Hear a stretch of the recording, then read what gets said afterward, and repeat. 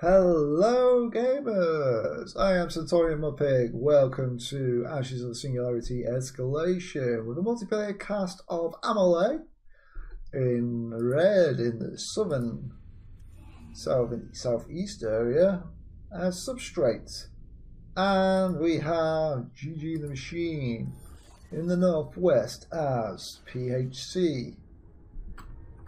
I just missed the dialogue they were saying. Okay, so good old starting openers. You know, if you watch these casts, you know everything why they do these openers. But Amelie is going for 2 factories straight away, probably taking advantage that there's 4 metal deposits on here. So as soon as that gets up there, he's going to be able to produce that quite quickly. Where the machine just relying on the 1 for the moment, but yeah, bringing out another engineer. Interesting map, this one. We've got all these resources behind our bases, what we can get, and then we've got 4 terranium generators, so we've got 2 in either corner, and then we've got 2 just on the same side, so it's literally like controlling half the map on a side if you want. But we certainly got this huge chasm that we can traverse down, and also some areas to move in and take a couple of routes around here towards our enemy bases as well. So a fairly decent size large map, good for those who have map control and can multitask more than not, and deal with just the sheer amount of managing of resources. I mean, I was reading a post the other day on like people mentioning about just complaining how slow the game is, but when you're playing on larger maps, your focus is required in multiple places at the same time, and if the game played any faster, it's just going to turn into a click fest like StarCraft, and that's not the type of game this is. StarCraft is it's a strategy game. It's a good strategy game, but it's not a grand scale strategy game where Ashes of Singularity is, where you're fielding literally thousands of units and sending them all off there. And that's the other complaint, where people feel they're just sending huge blobs and then wondering why their units die. But it's all about fleet composition. What units do you have in? So, for example, we've got our drone hives, good for anti-frigates. We've got our reapers, good against buildings and cruisers in large groups. And we also have our capacitor, good at recharging units that require energy, such as our reapers and maulers. And something I never realised until like last month, capacitors are also the equivalent to the Scout PHC unit. So we get good radar vision, as you can see. Look at that radar vision we've got from that just single capacitor. Whereas the machine hasn't bothered with any scouts, so if we have a look at him and what he could see, he has no idea what Amelie has over there, but Amelie can see, and Amelie decides to engage. Now we saw some air units going over there. Amelie doing a quick air rush with air rampages, but the machine building some good defenses to counter that quick rush. No doubt more air rampages are going to be coming from Amelie. Amelie really does like his air rampages, and rightfully so. They're very effective at mopping up cruisers and frigates when there is little to no anti-air support to protect those particular units. Right, so Amelie pushing on, going straight in down there with good mix of units,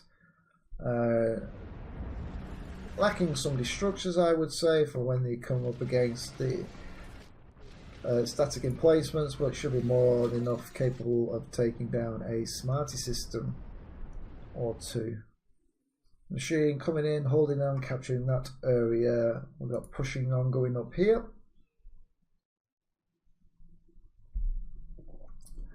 And yeah, not quite enough forces to take them out. Actually, with them, potentially, but maybe a few brutes in there, be a bit more confident at trying to take them. Amelie took now 2 Tyrannium generators and also effectively holding off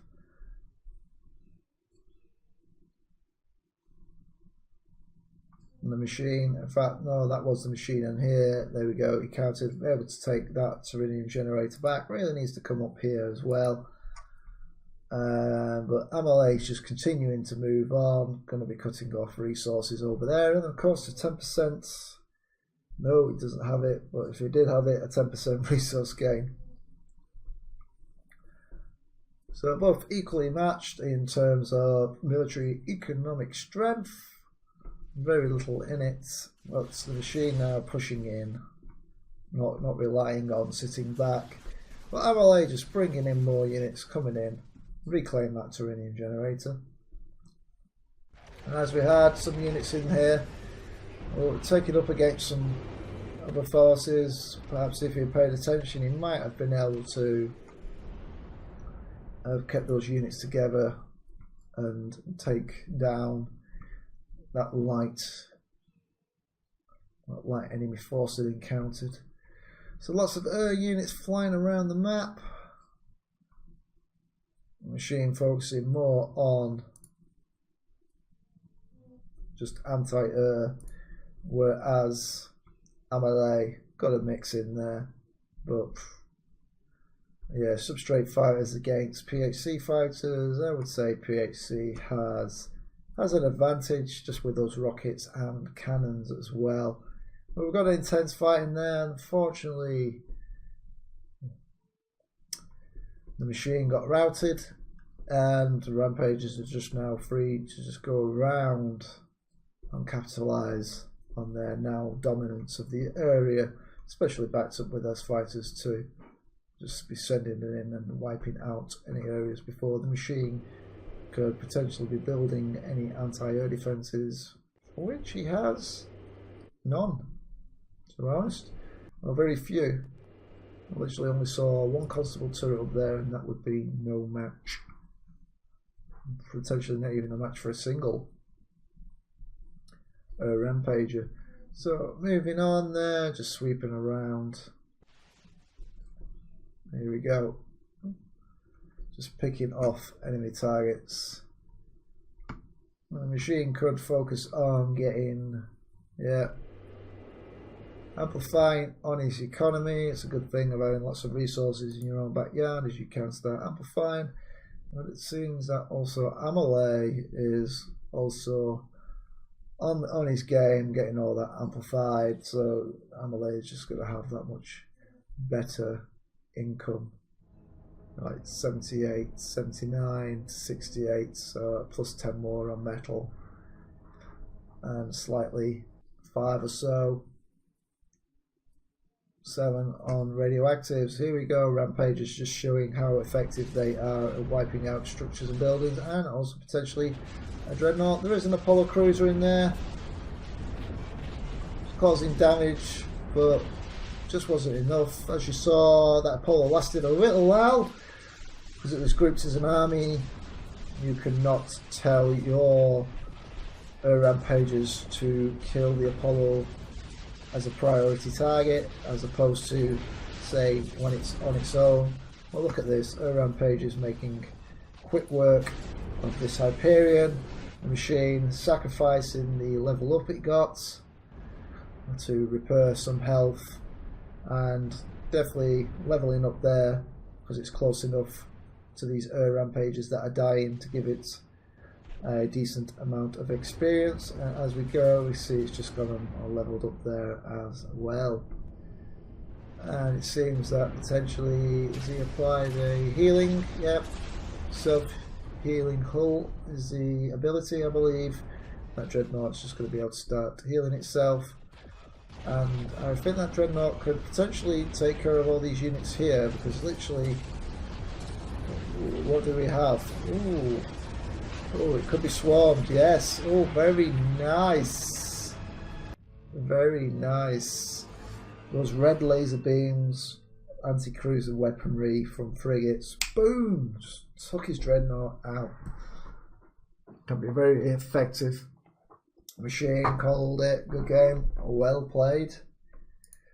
And looking at graphs, it was... Let's have a look at military might.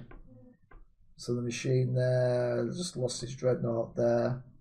But those forces there, just very, very, very strong. And Quanta, flat rate. Machine just gave up on there. So plenty of Tyrannium income coming in there, which... Yeah.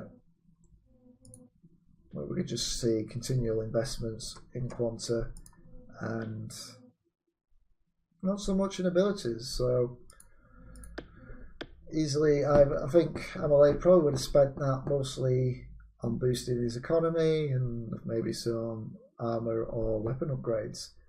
Hope you enjoyed that video, guys. Amelie wins the match against the machine. But until next time, like and subscribe for just keep yourself updated. Obviously, if you enjoyed the video, why not leave a comment in the comments below?